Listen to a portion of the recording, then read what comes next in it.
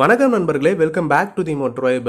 இன்னைக்கு வீடியோ நம்ம பார்க்க போகிறது பார்த்தீங்கன்னா, நிசான் நிறுவனம் மேக்னைட்டுன்னு சொல்லிட்டு ஒரு காரை கடந்த மாதம், அதாவது டிசம்பர் 2, 2020 அறிமுகப்படுத்தியிருந்தாங்க.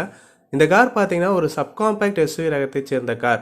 லான்ச் பண்ணும்போது இன்ட்ரோடக்டரி ப்ரைஸாக இதை வந்து 5 lakhsக்கு லான்ச் பண்ணியிருந்தாங்க.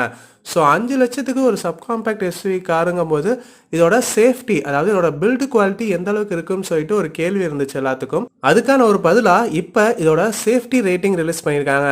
ஏஷியன் NCAPங்கிற நிறுவனம் நடத்தின கிராஷ் சேஃப்டி ரேட்டிங்கில் நிசான் மேக்னைட் பார்த்தீங்கன்னா 4 ஸ்டார் வாங்கியிருக்கு. ஸோ உண்மையிலேயே ரொம்ப ஒரு நல்ல பில்டு குவாலிட்டி தான் கொடுத்துருக்காங்க. உடனே சில பேர் ஏஷியன் NCAPங்க நம்ம இந்தியாவுக்கான ரேட்டிங் கிடையாது, குளோபல் NCAP தான் நம்ம இந்தியாவுக்கான ஸ்டாண்டர்டு சேஃப்டி ரேட்டிங் அப்படின்னு சொல்லிட்டு சில பேர் கமெண்ட் பண்ணுவாங்க.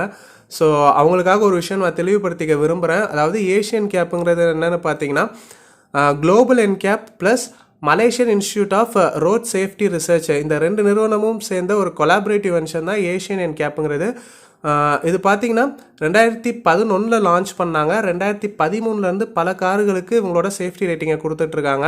ஸோ இந்த நிறுவனம் நடத்துகிற சேஃப்டி ரேட்டிங் எல்லாமே நம்ம சவுத் ஈஸ்ட் ஏஷியன் கண்ட்ரிஸ் எல்லாத்துக்குமே பொருந்தக்கூடிய ஒரு வகையில் தான் இருக்கும். அந்த கண்ட்ரிஸோட சேஃப்டி ஸ்டாண்டர்ட்ஸ் எல்லாமே ஒருங்கிணைந்த வகையில் தான் இருக்கும்.